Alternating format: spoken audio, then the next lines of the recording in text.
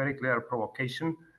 It was definitely meant like this, and that's why we are calling as well Article 4 political consultations, that if you put everything together, what has happened during the last couple of weeks, I mean as well the attacks against Poland with the 19 drones.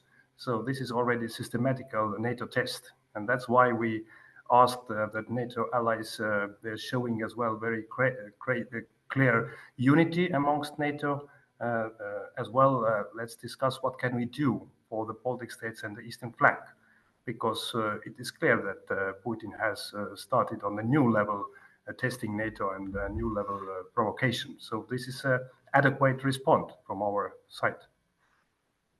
Putin only understands the language of strength.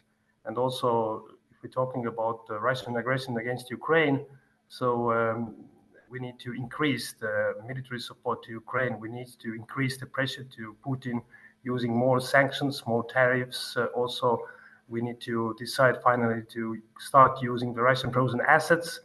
And if we're talking about his provocations against NATO, we must show that we are united, we are ready, we are able to increase our capabilities. For us as well, it is important that NATO shows and gives a message to Putin, but also publicly to our allies that NATO is united, and we take this situation very seriously, because the situation is very serious. Now we need as well military planning for more capabilities, surveillance and also capabilities.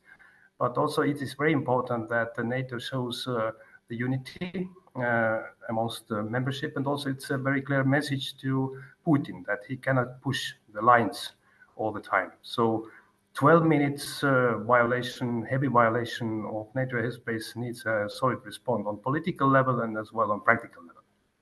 If Russian fighter jets entering to the NATO airspace, so it is a threat.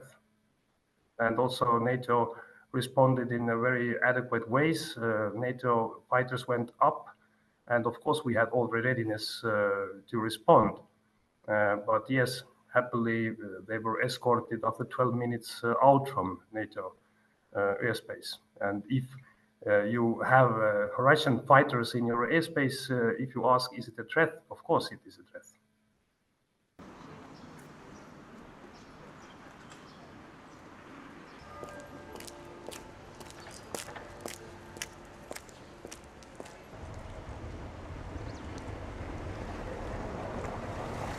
I think that the Eastern Sentry